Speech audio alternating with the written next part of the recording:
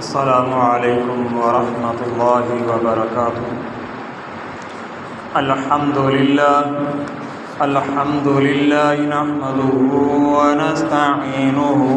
ونستغفره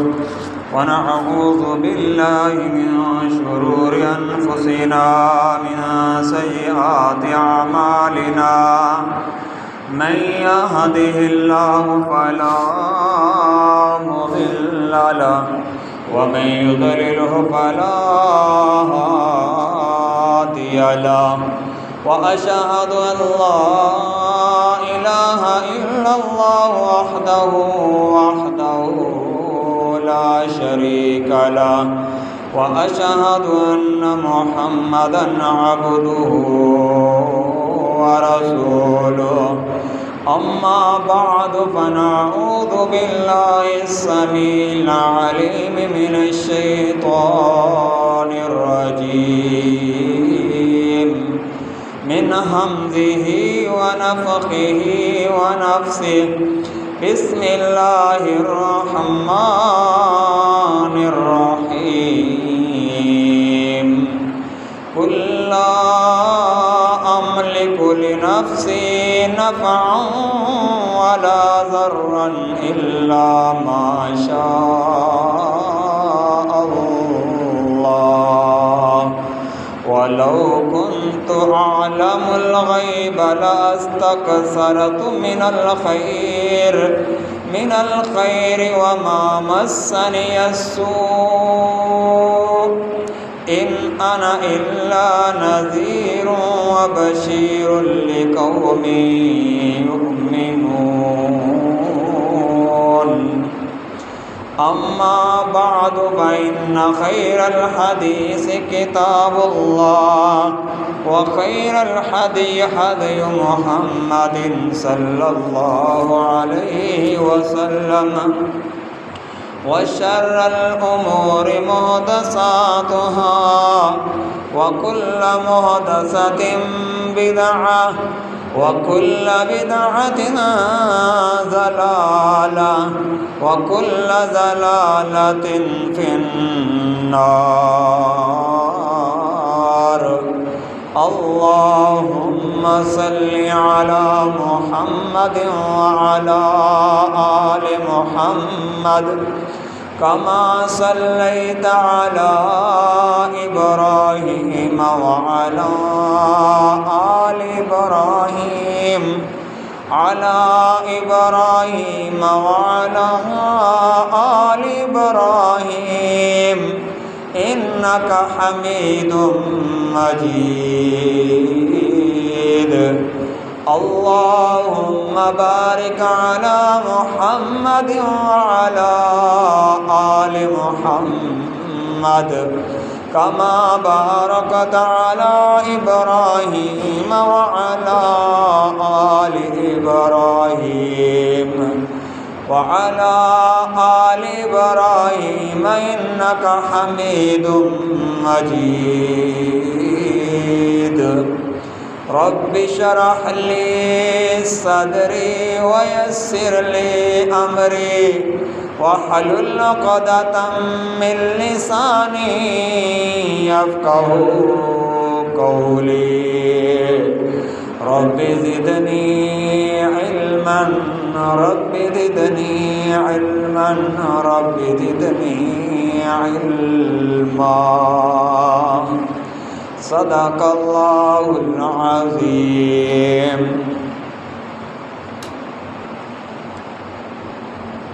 ہر قسم کی حمد و ثنا، منت منوتی، قیام رکوع سجود اس اللہ وحدہ لا شریک کے لیے جس اللہ نے ساری کائنات کو پیدا فرمایا، اس اللہ کی جتنی بھی تعریف کی جائے، جتنا بھی شکر ادا کیا جائے، جتنی بھی اس کی حمد بیان کی جائے کم ہے۔ درود و سلام آقا دو جہان، پیغمبر آخر زمان، صاحب قرآن جناب محمد الرسول اللہ صلی اللہ علیہ وآلہ وسلم کے لیے، جس پیارے نے دن رات محنت کر کے ہم تک دین پہنچایا، ہم تک کتاب اللہ، کتاب سنت رسول اللہ ہم تک پہنچائی، اس پر لا تعداد بے حد و حساب درود و سلام ہوں۔ محترم بھائیو، ہر مسلمان کو اس بات پر پختہ یقین ہونا چاہیے کہ نفع نقصان کا مالک اکیلا اللہ ہے، اس کے سوا یہ اختیارات کسی کے پاس نہیں ہے، نہ کسی ولی کے پاس، نہ کسی بزرگ کے پاس، نہ کسی پیر و مرشد کے پاس، اور نہ ہی کسی نبی کے پاس، حتیٰ کہ امام الانبیاء سید الانبیاء جناب محمد الرسول اللہ صلی اللہ علیہ وآلہ وسلم، جو تمام بنو آدم کے سردار اور سارے انبیاء و رسول علیہ الصلاۃ والسلام کے امام ہیں، وہ بھی کسی کے نفع نقصان کے مالک نہیں، بلکہ کسی کے کیا، وہ اپنے خود کے بھی نفع نقصان کے مالک نہیں ہیں۔ اللہ رب العزت نے سورۃ الاعراف آیت نمبر 188 کے اندر اللہ سبحانہ و تعالی نے اس بات کی دلیل اتاری ہے کہ نہ میرے نبی کے پاس نفع نقصان کا وہ مالک ہے، بلکہ وہ خود بھی اپنے نفع نقصان کا مالک بھی نہیں،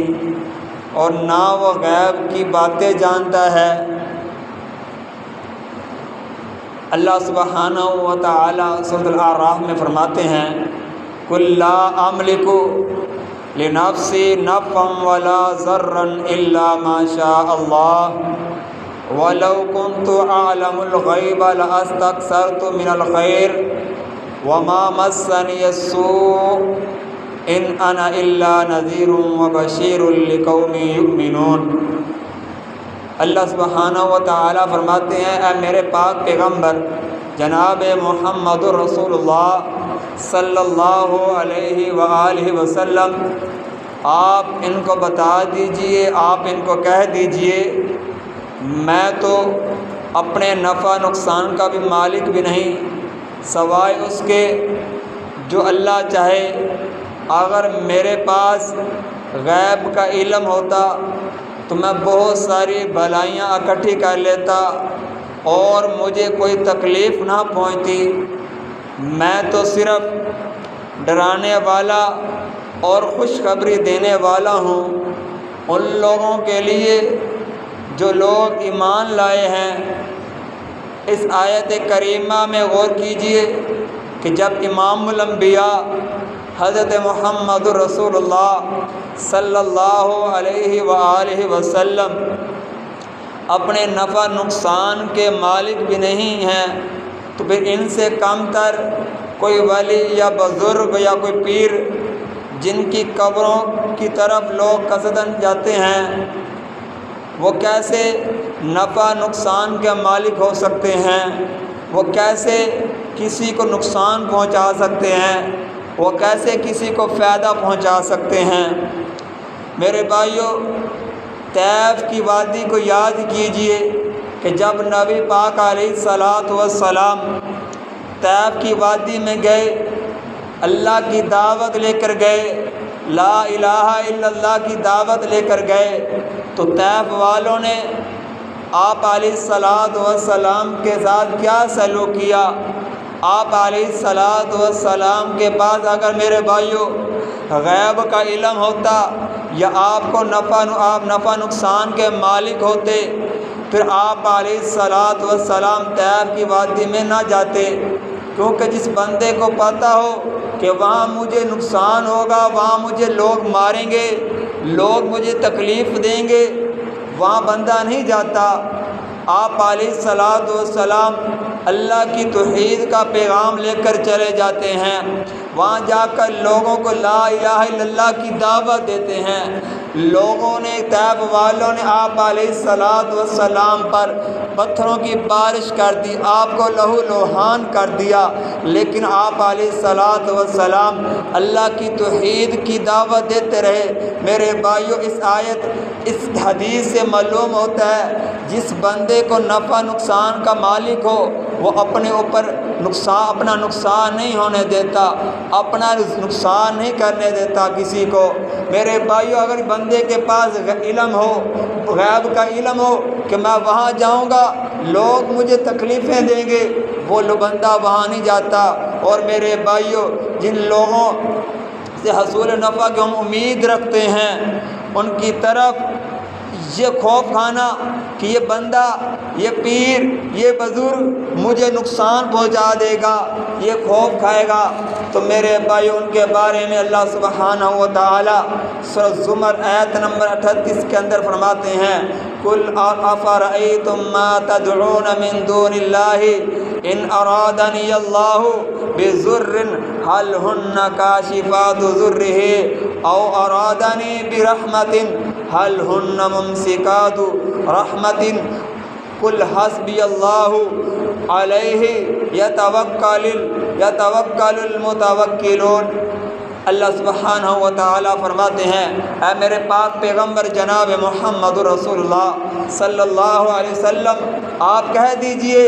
تمہارا کیا خیال ہے جن معبودوں کو تم اللہ کے ثواب پکارتے ہو، اگر اللہ مجھے کوئی نقصان پہنچانا چاہے تو کیا وہ اللہ تعالیٰ کی طرف سے آئے ہوئے نقصان کو دور کر دیں گے، یا اللہ مجھے اپنی رحمت سے نوازنا چاہتا ہے، کیا وہ اللہ تعالیٰ کی رحمت کو روک لیں گے؟ اے میرے پیغمبر، آپ خود ہی کہہ دیجئے کہ میرے لیے میرا اللہ ہی کافی ہے، بھروسہ کرنے والے صرف اس اللہ پر بھروسہ کرتے ہیں۔ میرے بھائیو، ہمیں چاہیے ہم اللہ پر بھروسہ کریں، ہمیں چاہیے ہم اللہ پر یقین کریں، ہم اللہ پر پورا یقین کریں، جس طرح نبی پاک علیہ الصلوۃ والسلام نے بھروسہ کیا، یقین کیا۔ اور اس آیت کریمہ میں اللہ تعالیٰ نے چیلنج کیا ہے، اگر کسی بھی غیر اللہ کے پاس نفع نقصان کا اختیار ہے تو وہ جس کو اللہ سبحانہ و تعالیٰ نقصان پہنچانا چاہتا ہے کوئی ایسا ذات، ہے کوئی ایسی ذات جو مجھے اس نقصان سے بچا سکے؟ کوئی ہے ایسی ذات اللہ مجھے نفع پہنچانا چاہتا ہے لیکن اس نفع کو روک سکے؟ کوئی بھی ذات ایسی نہیں ہے جو اللہ کی طرف سے آئے ہوئے نقصان یا اللہ تعالیٰ کی طرف سے آئی ہوئی رحمت کو روک لے۔ کوئی بھی دنیا میں ایسی کوئی ذات نہیں، کوئی ولی، کوئی بزرگ، کوئی نبی نہیں ہے کہ جو اللہ تعالیٰ کی رحمت یا اللہ کی طرف سے آئے ہوئے نقصان کو روک لے۔ اور میرے بھائی، اللہ سبحانہ و تعالیٰ فرماتے ہیں، ما یفتح اللہ للناس من رحمت فلا ممسک لها وما یمسک فلا مرسل له من بعده وهو العزیز الحکیم۔ اللہ فرماتے ہیں سورہ فطر آیت نمبر 4 کے اندر، اللہ جو رحمت لوگوں کے لیے کھول دے اسے کوئی روکنے والا نہیں، اور جسے وہ روک دے اس کے بعد وہ اسے کوئی جاری کرنے والا نہیں، اور وہ سب پر غالب اور بڑی حکمت والا ہے۔ اور اسی طرح اللہ سبحانہ و تعالیٰ نے اپنے علاوہ کسی اور کو پکارنے سے منع کیا ہے، یعنی کہ اللہ سبحانہ و تعالیٰ فرماتے ہیں کہ میرے علاوہ کوئی حاجت روا نہیں ہے، میرے علاوہ کوئی مشکل کشا نہیں ہے، میرے علاوہ آپ کی کوئی بگڑیاں بنانے والا نہیں ہے، میرے علاوہ آپ کو کوئی بیٹیاں بیٹے عطا کرنے والا نہیں ہے۔ اور آگے اللہ فرماتے ہیں کہ وَلَا تَدْعُوا مِن دُونِ اللَّهِ مَا لَا يَنفَعُكَ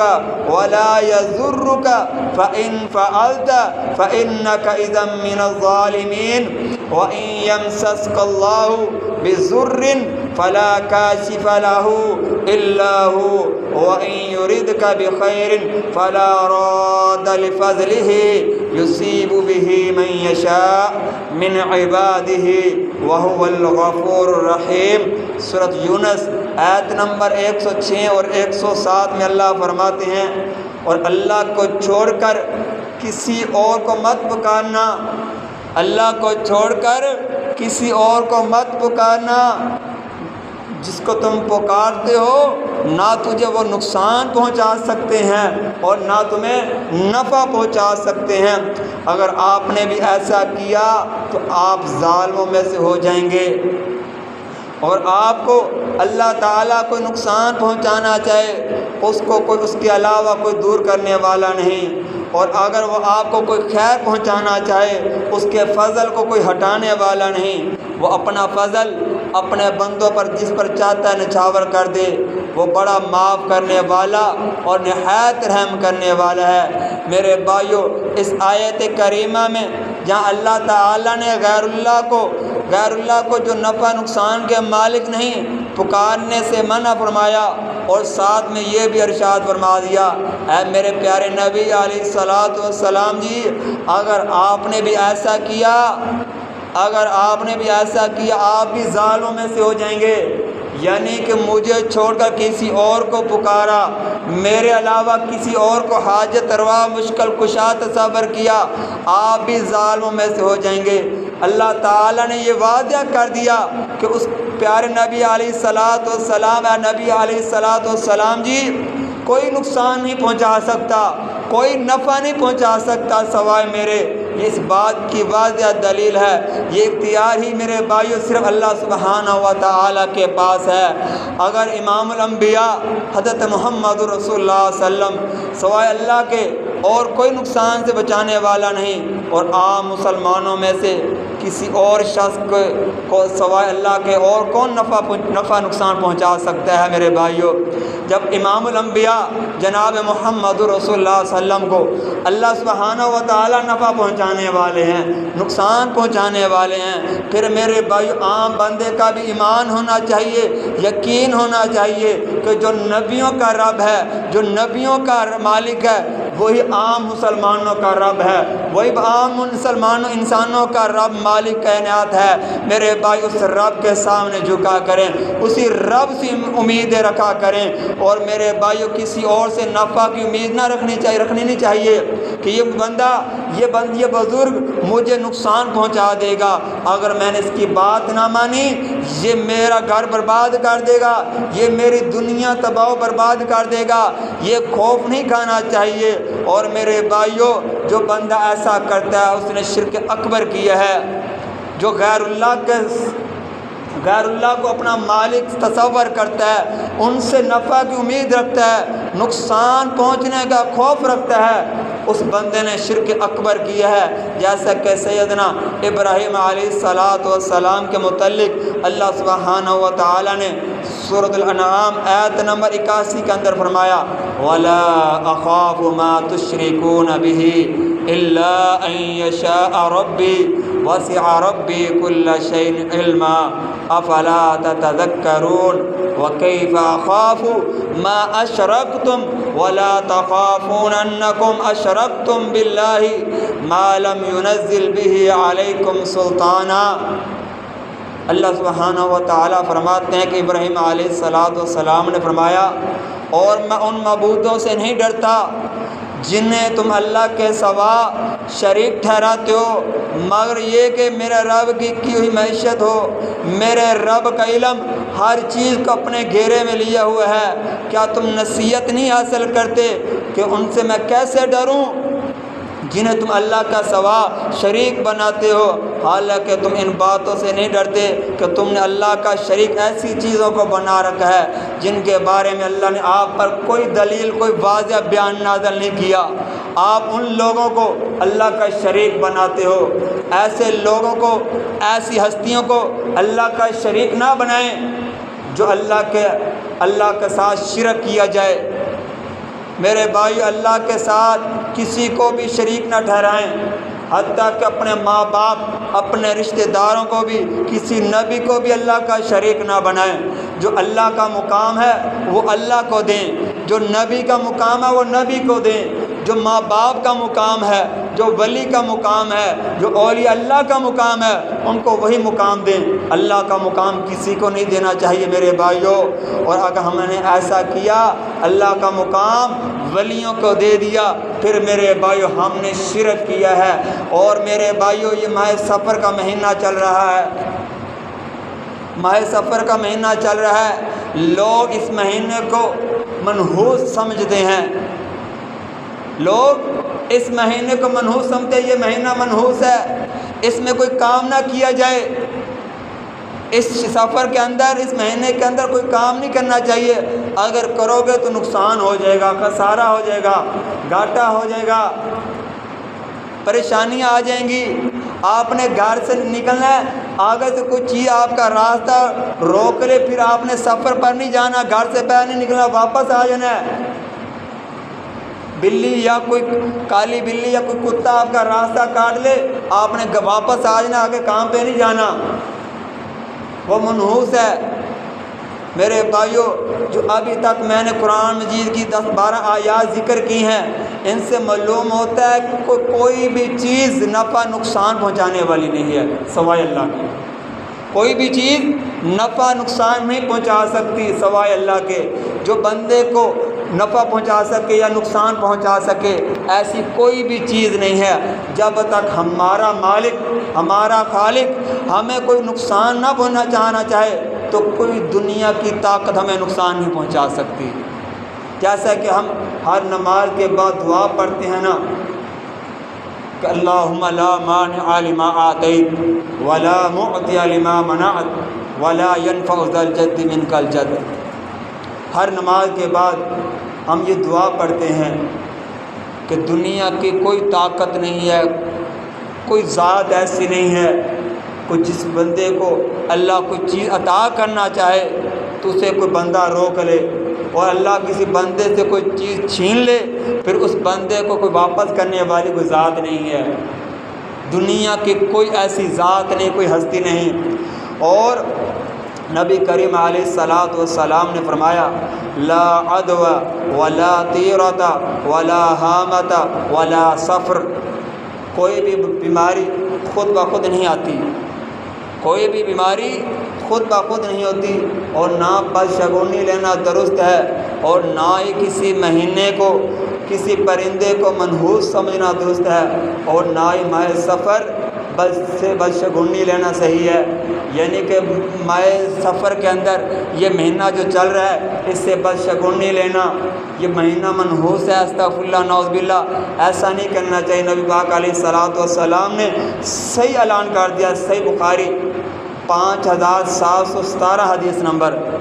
کہ یہ مہینہ منحوس نہیں ہے، کسی پرندے کو منحوس نہیں سمجھنا۔ اور صحیح مسلم میں 2220 حدیث نمبر ہے کہ کسی مہینے کو، کسی پرندے کو منحوس نہیں سمجھنا۔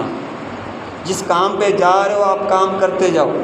آپ جس جگہ پہ جانے کا ارادہ کیا اس جگہ پہ چلے جاؤ، آگے سے کوئی بھی چیز آ جائے۔ میرے بھائیوں منحوس کیا چیز ہے؟ منحوس ہمارے کردار ہے، ہم نے اللہ کے اوپر یقین کرنا چھوڑ دیا، جیسا ہمارا ذہن بن جاتا ہے، جیسی ہماری سوچ بن جاتی ہے ویسے ہمارا ساتھ ہوتا ہے، جو ہم نے سوچ لیا وہی ہو جاتا ہے ہمارے ساتھ۔ میرے بھائیوں اللہ پر ہم یقین رکھیں گے، اللہ پر ایمان پختہ رکھیں گے، پھر ہمارے ساتھ کوئی پریشانی والے معاملات نہیں بنیں گے، پھر کوئی منحوسی والا معاملات نہیں بنیں گے۔ اس لیے ہمیں چاہیے کہ ہم ایسے عمل کریں، ایسا کردار ادا کریں، ایسا عمل کریں جس سے کوئی منحوسی نہ سمجھے۔ اور میرے بھائیوں جو بندہ ایسا عمل کرتا ہے، جیسے کہ عرب کے اندر جب مشرکین مکہ ایسے عمل کیا کرتے تھے کہ ماہ سفر کو منحوس سمجھتے تھے، کوئی بلی سفر آگے سے کالی بلی آ جاتی، سفر آگے سے آئے تو اس کا راستہ روک لیتی، اسے منحوس سمجھتے، گھر واپس آ جاتے۔ اور اللہ سبحانہ و تعالیٰ فرماتے ہیں حضرت موسیٰ علیہ السلام کی قوم کے بارے میں، اللہ تعالیٰ فرماتے ہیں فَإِذَا جَاءَتْهُمُ الْحَسَنَةُ قَالُوا لَنَا هَٰذِهِ وَإِن تُصِبْهُمْ سَيِّئَةٌ يَطَّيَّرُوا بِمُوسَىٰ وَمَن مَّعَهُ أَلَا إِنَّمَا طَائِرُهُمْ عِندَ اللَّهِ وَلَٰكِنَّ أَكْثَرَهُمْ لَا يَعْلَمُونَ۔ سورۃ الاعراف آیت نمبر 131۔ پاس جب انہیں کوئی اچھی خبر ملتی تو کہتے ہم اس کے حقدار تھے، ہم اس کے حقدار تھے۔ اگر انہیں کوئی نقصان پہنچتا، اگر انہیں کوئی نقصان ہو جاتا، کوئی پریشانی والا معاملات ہو جاتا تو کہتے یہ موسیٰ اور موسیٰ علیہ السلام کے ساتھیوں کی طرف سے ہوا ہے۔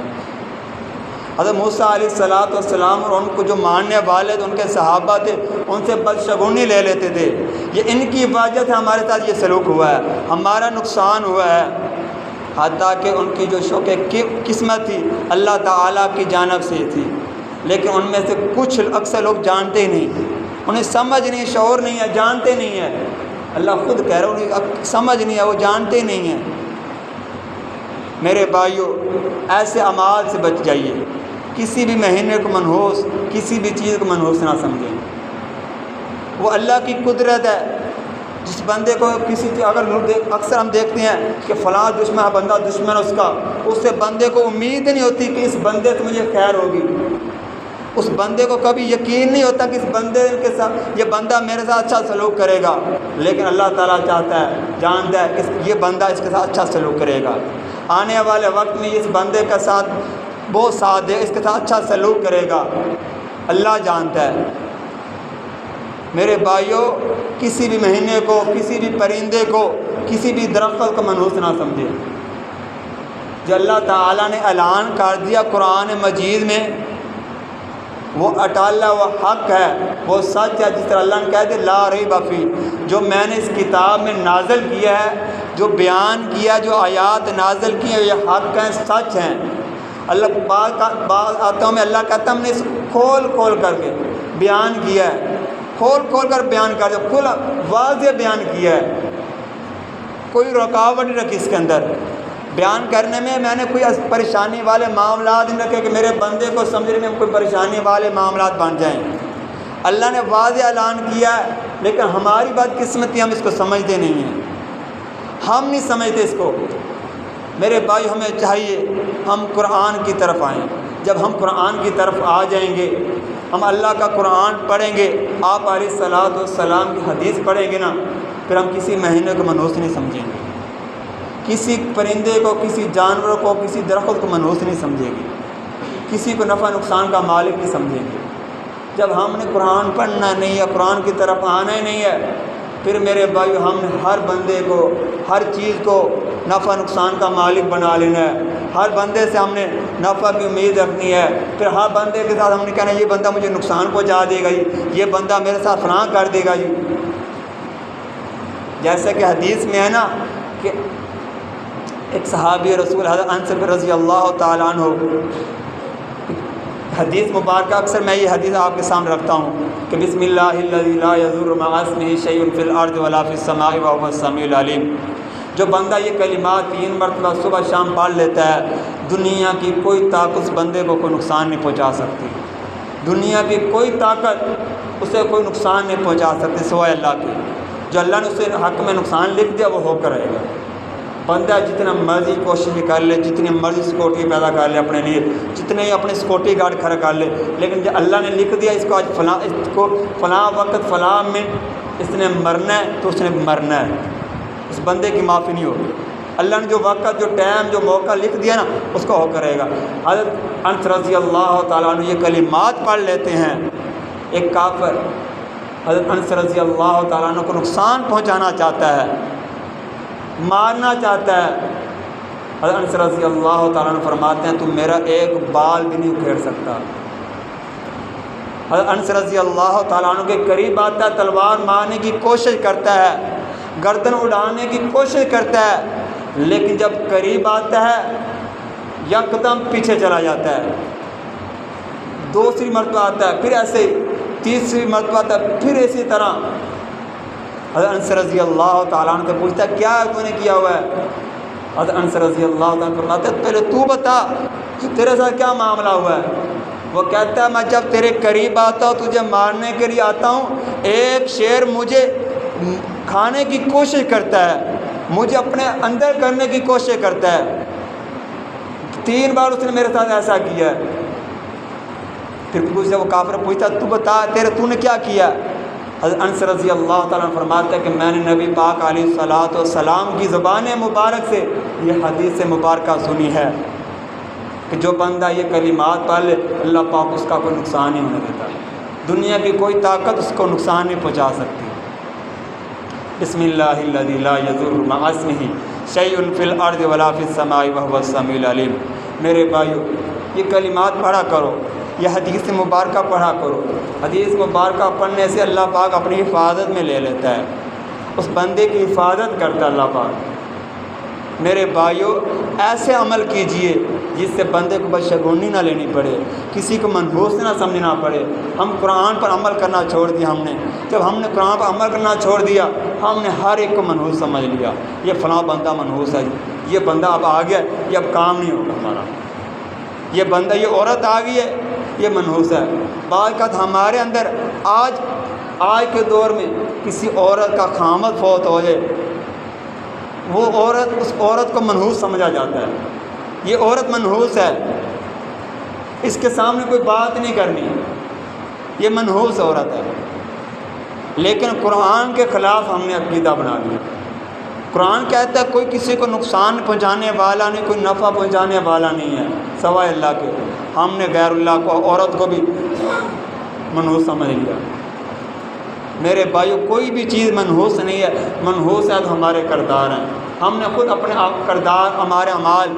اچھے نہیں کرتے، پھر ہم ہر ایک کو منحوس سمجھتے ہیں، یہ فلاں بندہ منحوس ہے، فلاں منحوس ہے۔ ہم اپنے گریبان کے اندر جا کر دیکھیں، قد افلح من تزکا، ہم اپنا گریبان کے اندر جا کر دیکھیں، ہم اپنا تزکیہ کریں، ہم نے کیا کیا، ہم نے کون سی نیکی کی، ہم نے کون سی عبادت کی اللہ کی، ہم نے کس طرح اللہ کو راضی کیا، ہم نے اللہ کو راضی کیا یا اللہ کو ناراض کیا۔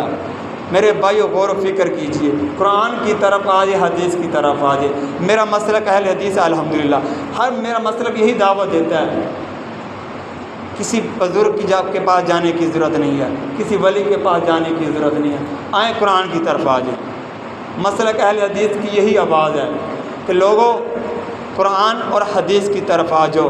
اہل حدیث نہیں ہونا نہ ہو، قرآن کی طرف آ جا، حدیث کی طرف آ جا۔ جو قرآن کا عقیدہ ہے، حدیث کا عقیدہ ہے، میرے بھائی تو اپنا وہی عقیدہ بنا لے،